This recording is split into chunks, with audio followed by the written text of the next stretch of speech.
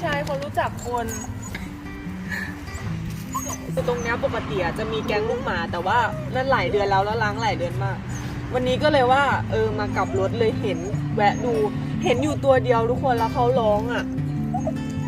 ร้องเหมือนขอความช่วยเหลือเดี๋ยวให้หิวมากเลย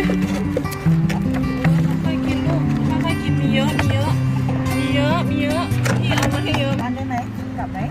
ลูกแพรตัดสินใจแล้วว่าแพรจะรับน้องไปอยู่ด้วยเพราะว่าทนเห็นน้องไม่ได้จริงๆลูกเนาะไปอยู่ด้วยกันเนาะ